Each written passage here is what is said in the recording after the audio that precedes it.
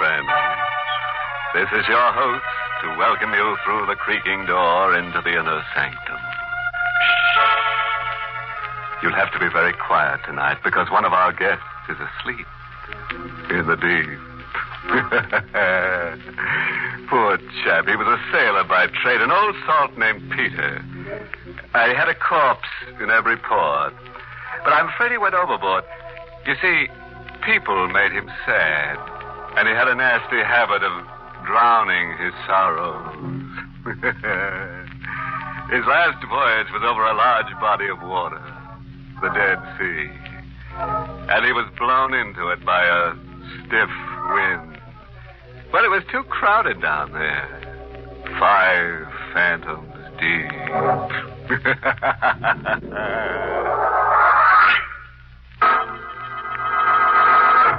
Tonight's Inner Sanctum mystery, Cause of Death, was written by Bob Sloan and Ed Adamson and stars Barry Kroger in the role of Ken with Santos Ortega as Al. Well, gather round, my friends, and you shall hear a midnight tale of death and fear. It's full of ghosts and rich in gore, and if you listen, you'll sleep no more. Now sit back in your uneasy chairs as Ken Griswold tells us his weird story. Death held no terror for a man like me. I'd seen the dead too often, lived among them, worked among them. And to touch the still, cold flesh of a corpse was a routine experience. For 10 years, I'd been the coroner of Redmond County. I'd seen death in all its cruel, twisted forms. And yet, there had never been one like this. It all began up at the lake. Even a coroner has nerves, and mine had begun to get the best of me. So Inspector Al Hendricks gave me a week off, and I went up to Grandview Lodge alone. On the 3rd day of my vacation, I was sitting on the lakefront dock when I heard my name called. Ken! I turned and saw Al Hendricks coming quickly down the hill. Ken, I'm afraid you'll have to interrupt your vacation. What?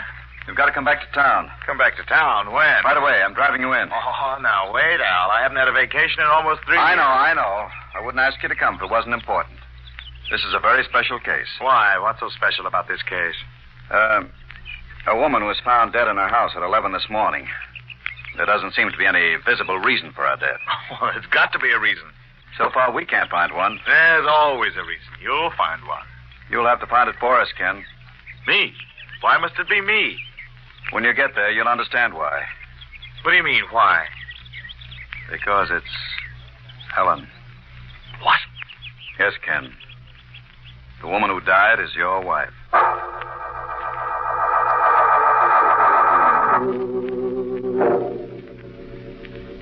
Here she is, Ken. Al Hendricks pulled back the sheet, and for the first time I saw my wife, Ellen, in death. Her face was twisted into a strange smile, and her eyes seemed to stare at me through half-open lids. But somehow, the aura of the dead wasn't about her. It was as if she were only asleep. Dr. Vincent and I stayed there for 3 hours, testing, analyzing, checking back over every bit of evidence which might give us an inkling of the cause of death. And when we were finished, I asked Dr. Vincent to send Al in. Well, Ken, what's the verdict? Al, there is no verdict. What? It doesn't seem possible, Al. I can't believe it. Yet it's true. What are you talking about? Ellen's death. There's absolutely no cause, Al. There's no reason for her to be dead. Now, wait a minute, Ken. You said yourself on the way down from the lake, if somebody dies, there's got to be a reason for it. Some cause that makes them stop living. Yes, that's what I said, but this is different. Death is death. How can this be different from any other? I don't know, but it is. You mean she just stopped living, only you can't explain it? No, that's not what I mean. I have a feeling that Ellen didn't stop living. That she didn't stop living at all.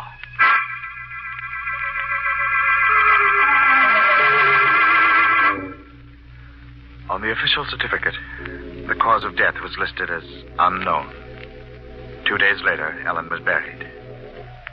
That night, I sat in the half-dark living room.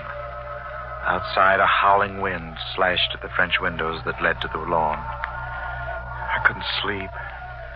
Couldn't get the thought out of my mind. The thought that I should never have allowed them to bury Ellen. I just sat there, the idea searing deeper and deeper into my mind.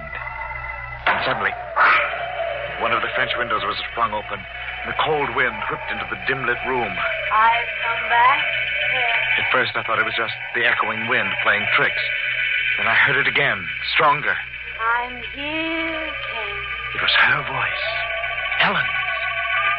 You're not afraid, are you, Ken? She stepped out of the shadows and stood there before me in the yellow light of the lamp. She was dressed just the way she was when they put her in the coffin. The gold bracelet I had given her glistened on her wrist. Why do you look at me that way? It's not you, Ellen. Oh, yes. It can't be. You're dead. Am I? Really? You were buried this morning. You died 2 days ago. Don't you remember, Ken? You told Inspector Hendricks. I heard you. Ellen didn't stop living. Oh, this is just a dream. You know why I didn't stop living, Ken? It's because you can't make a wish like that come true. What wish? Don't you remember? You said to me, Ellen, I wish you were dead. No, Ellen, I always loved you. You didn't. You never did. When Carl was nice to me, you hated us both for it. You thought I was going to Carl, and so you made your wish. You wished that I would die. I didn't mean it, Ellen. I swear. It was just something I said in anger. You wished me dead, Ken, but you can't kill by willing it. You can see now that I've lived on. This isn't real. You're only in my mind. It's just my nerves. No, Ken. Yes, it is. It's nothing but a trick of my imagination. I'm as real as you are. I'm flesh and blood and bone, the same as you. Here. Here. Touch my hand. I moved back, but she kept coming closer and closer. And then I turned and ran across the room. I saw her follow after me. I got to the bedroom door and I slammed it. I turned the key in the lock. I stood there in the dark, my heart hammering a tattoo of fear that shook my whole body. I tightened my fingers around my throat to hold back the scream that cried silently for release. And then it came. She was knocking at the door. I couldn't hold it back any longer.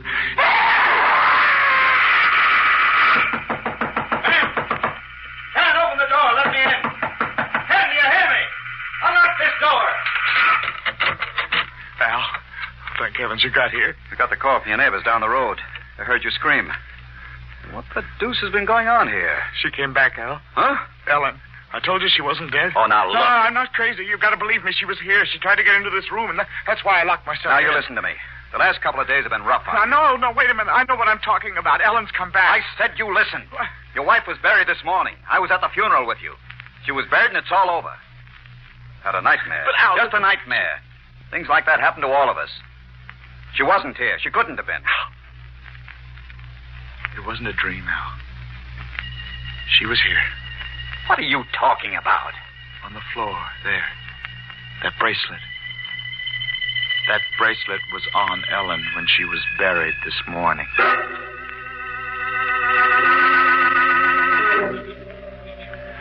After Al left, I went out to the cemetery.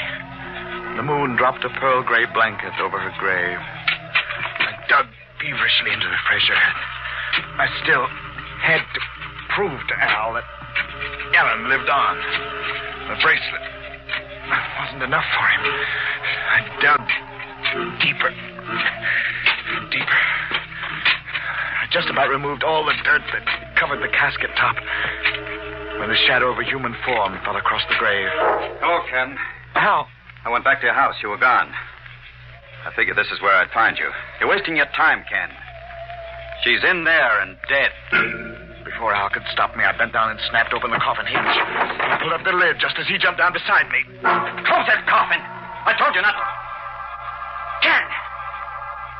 We stood there in the grave, our eyes fixed, staring into the empty coffin.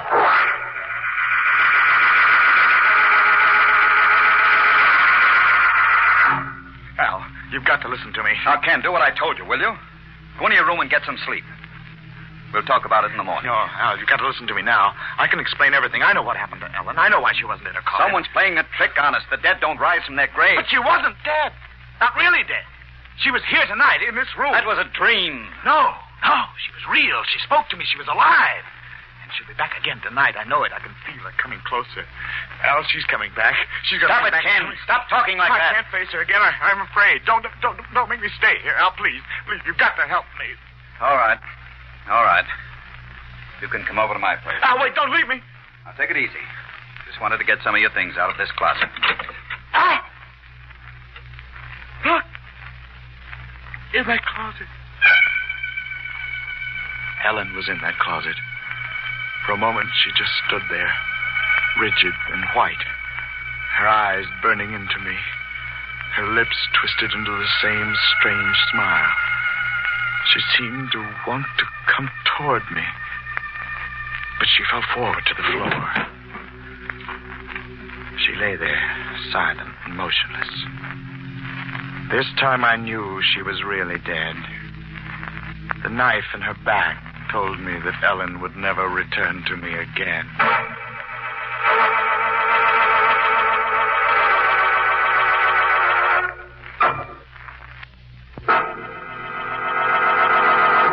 You know, I feel kind of sorry for our coroner friend, Ken Griswold. He never should have picked out that sort of job for himself. Working in a morgue is enough to make anybody slab happy. That place can really get you down. About 6 feet down. It's like they say, death is always just around the coroner. Oh, yes, about Ken's wife, Ellen. Let that be a lesson to you the next time you make a wish over a vulture bone. That's the way some women are. Stubborn. You can't get rid of them. Dead or alive. Well, now let's get back to Ken Griswold as he continues his tale of terror. After we found Ellen's body in that closet, I knew I had to get away from that house forever. I wanted to run out into the night, but I couldn't move. Some force held me stationary in its grip. The room began to swim crazily. I saw Al Hendricks come towards me, but a black curtain fell between us, and I was lost in its deep folds. Feeling better, Al? Where am I? What is this place? County Hospital. You've been here 2 days. 2 days? Yeah. You blanked out. Ellen, she was murdered. Now, you've got to take it easy, Ken.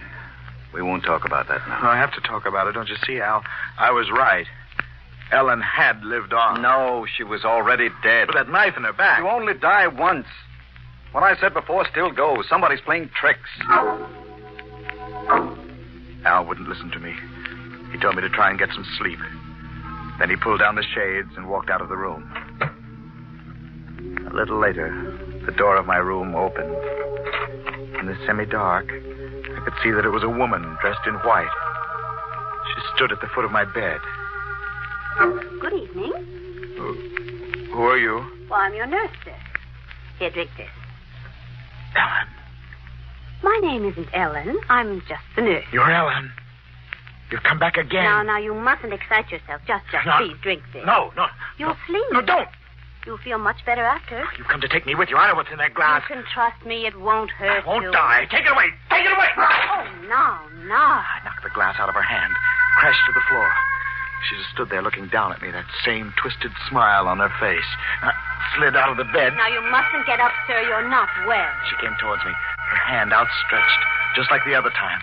She came closer and closer. Let me help you back. No. I won't hurt you. I got to the door and opened it. I started to run down the corridor when something gripped my arm. Pulled me tight to the spot. Now, let go. Please, for heaven's sake, let go of me. Let go of me. Now, take it easy, Ken. Please, Take it easy. Al! What's the matter with you? You're supposed to stay in bed. Al, let me go. I gotta get out of here. You're going back to your room. No, Al, I can't go back there. Don't make me. She's there. What? Ellen, she's come back again. Hey, now, look. You gotta believe me. She's in there waiting for me. No, Ken, it's just your nerves. I was outside the door. Oh, her voice and her face weren't the same, but I knew who she was. I could tell by that smile of hers. She's posing as my nurse. That's how she got in. But that can't be, Ken. You don't have a nurse.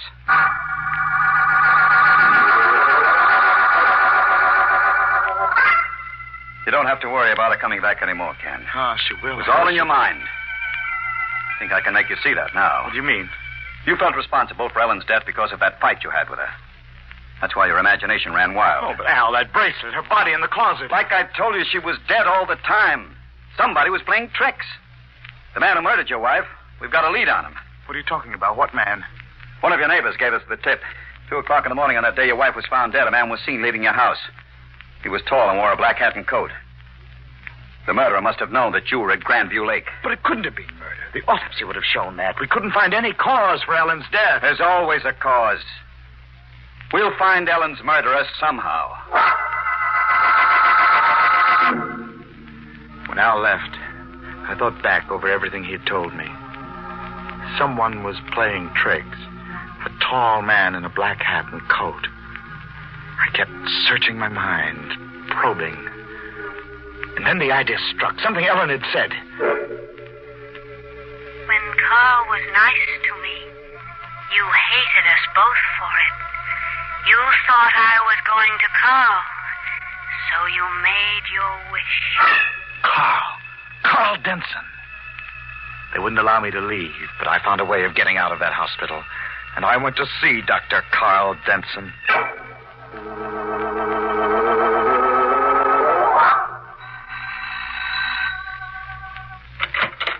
Yes, what is... Hello, Denson. Why, Ken Griswold. I want to talk to you. Yes, of course.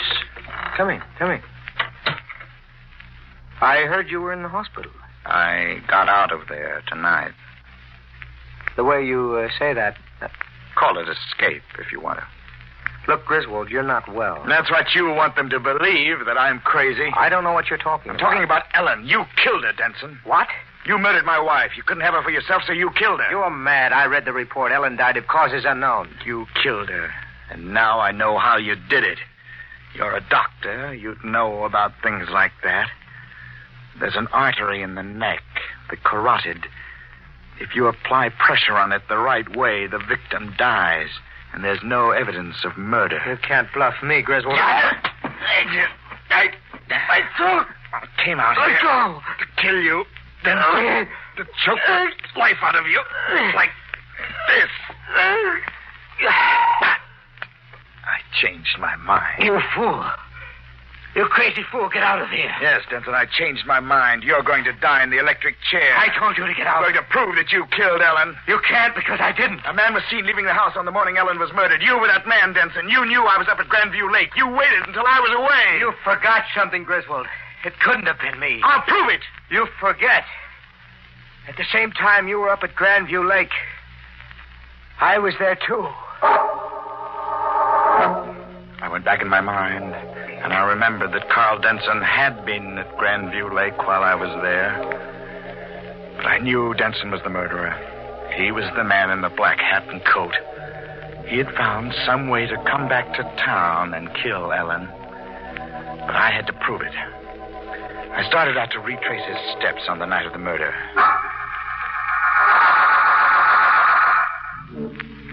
The train let me off at the Grandview Lake station at 4 a.m. I phoned for the village taxi and ordered the sleepy driver to take me out to the lounge.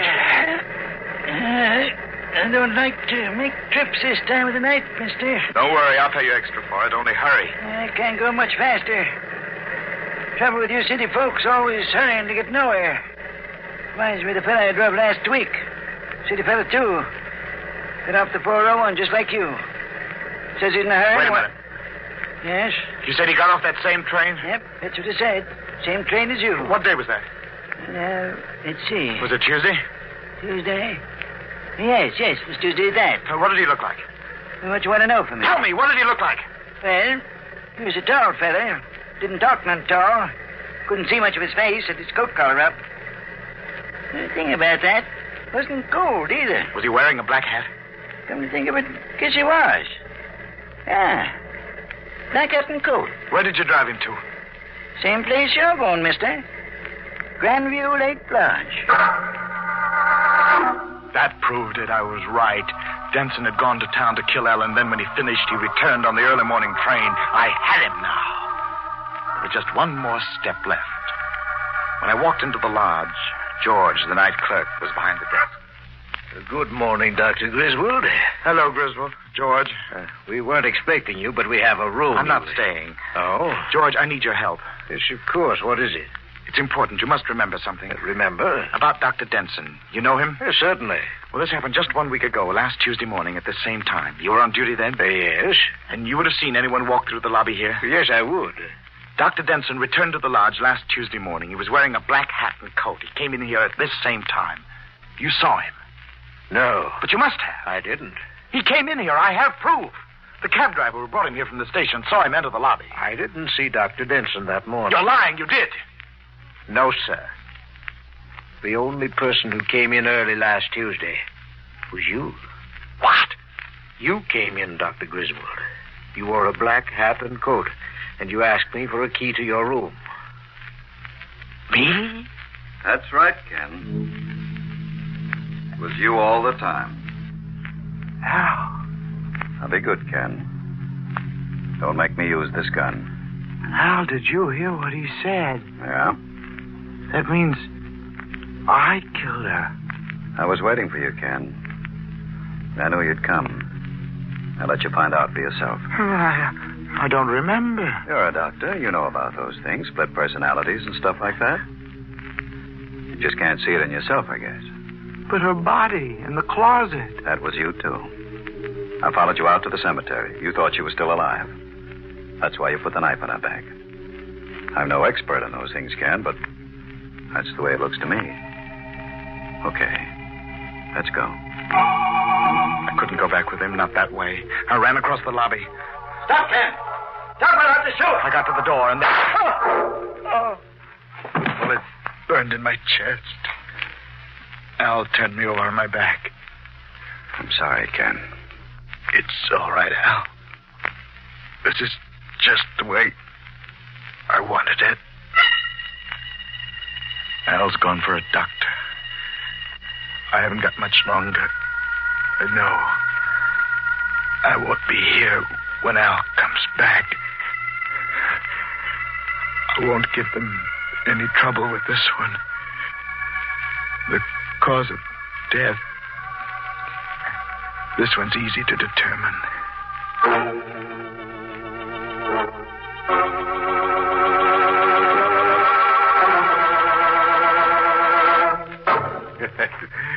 Say, no wonder that Ken Griswold was glad to die. Some wives are bad enough alive, but imagine being henpecked by a corpse. Yeah, that's the trouble with folks you meet around here. They're dead, but they just don't know enough to lie down. Oh, by the way, there's a good moral in tonight's nerve-shattering narrative. If you're thinking of doing away with your spouse, forget it. Brother, you haven't got a ghost of a chance. This is the United States Armed Forces Radio Service, the voice of information and education.